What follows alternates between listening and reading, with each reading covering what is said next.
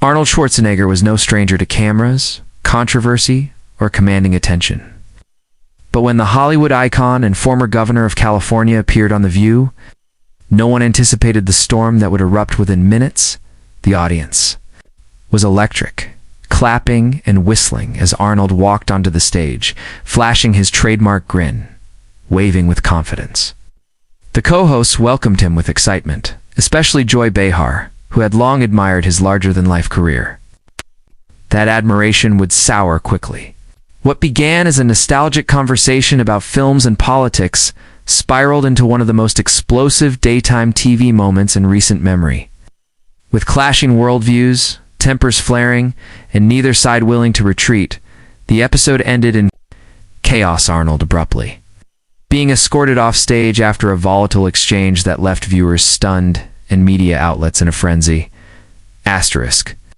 The first few minutes were lighthearted.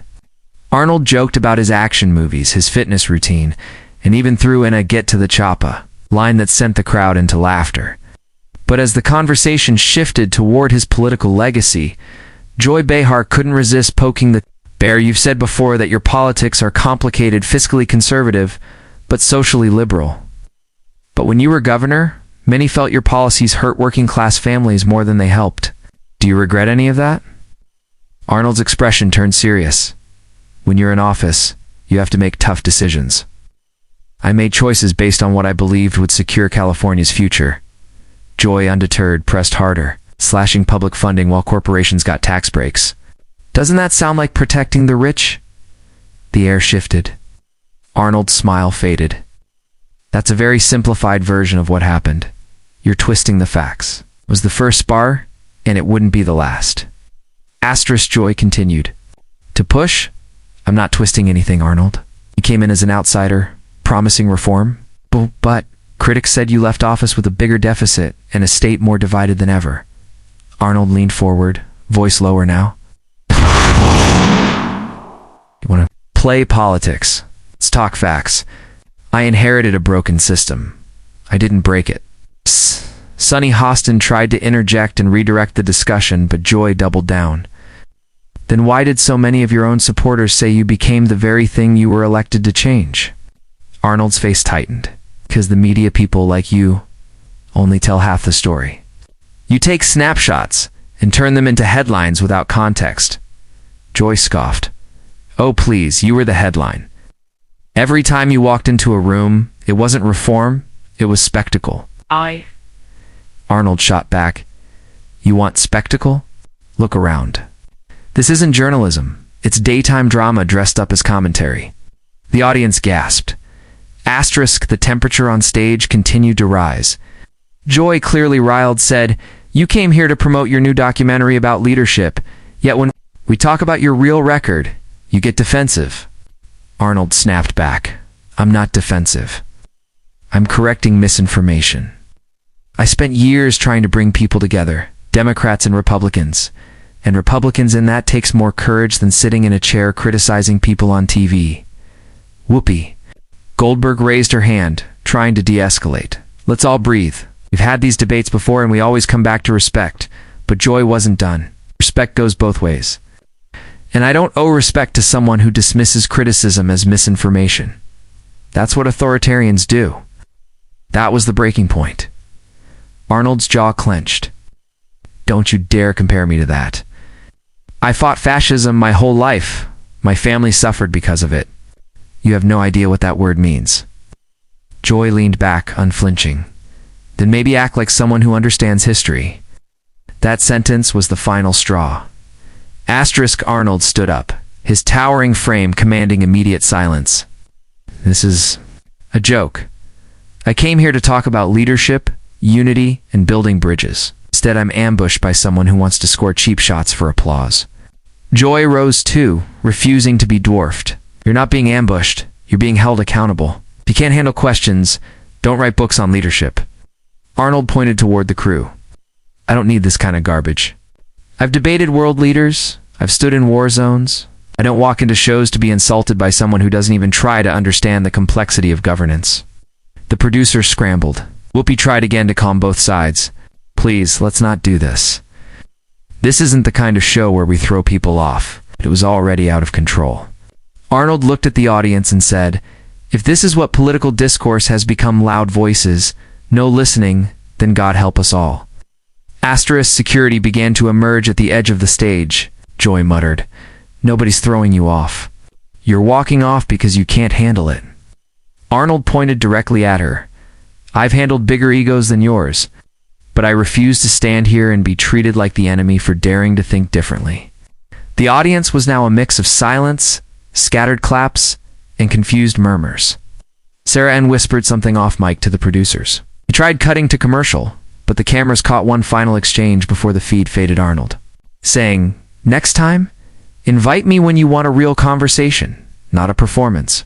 And Joy responding, "Next time, come with answers, not slogans." The show abruptly cut to black.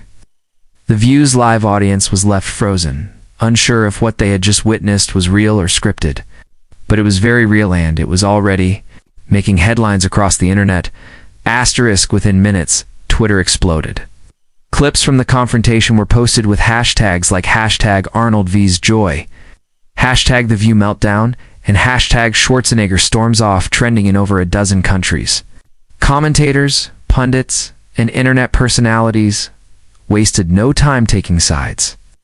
Some called Joy Behar brave for challenging a political figure on his record. Others accused her of disrespecting a guest and derailing the conversation for spectacle. Arnold's supporters flooded social media with clips of his calm rebuttals, declaring that he had handled himself with dignity in the face of ignorance. News outlets were quick to jump in. Arnold kicked off after Clash read one headline. The View implodes, live read another. Meanwhile, the official social pages for The View were eerily silent. No comment, no clarification, just silence. Signal that this wasn't staged. It was chaos that couldn't be spun. The fallout was just beginning. Asterisk by evening, both camps had released statements. Arnold's team posted, "Mr. Schwarzenegger entered today's appearance in good faith, prepared to discuss leadership and civic responsibility." Unfortunately, the tone of the show was not what was agreed upon, The View's PR responded. Hours later, "We welcome diverse opinions and heated debate, but personal attacks are never the intention of our platform. We regret the interview escalated in that way." Joy, meanwhile, said nothing on air the next day, but she liked a series of tweets calling her a truth-teller and voice of the people, which only fueled more speculation and drama. The episode was removed from the network's website within 24 hours, but the clips had already been downloaded, shared, and dissected by millions. From CNN to Fox, everyone had a hot take. Was it a brave political reckoning or a clash of egos? Too big for one stage? The world couldn't agree. Asterisk in the days that followed. Arnold went on several late-night shows to defend his position, telling James Corden and Jimmy Fallon that being grilled is part of the job, but being disrespected isn't. He used the incident to promote his documentary with even more visibility than before, and ironically, the controversy gave his book sales a massive spike. Joy, meanwhile, became a hero on certain liberal blogs and podcasts, applauded for refusing to back down. But the show's producers were caught in the crossfire, some calling for more structured interviews, others calling for Joy to apologize. Internally, tensions were reportedly high. ABC's upper brass worried that the daytime brand had taken a hit that wouldn't easily heal. But controversy sells, and ratings soared. In the end, it became clear. Whatever had happened between Arnold and Joy wasn't just a fight. It was a cultural explosion, one that touched nerves too raw to ignore. Asterisk weeks later. Arnold reflected on the incident during a sit-down interview with a political podcast. "I don't regret walking out," he said, "because sometimes silence, in the face of disrespect, becomes complicity. And I won't play that game." He insisted he still believes in bipartisan conversation, but added, "It has to be honest. It has to be civil. If we lose that, we lose democracy." Joy, during a separate interview, finally broke her silence. "I respect Arnold's career, but I'm not going to baby anyone just because they're famous. If you write a book on leadership, expect to be challenged on your leadership." Neither side issued apologies. They didn't need to. The damage or impact was done. had chosen their sides. The clip had already entered the pop culture vault, and both figures walked away somehow bigger than before. It was more than a clash.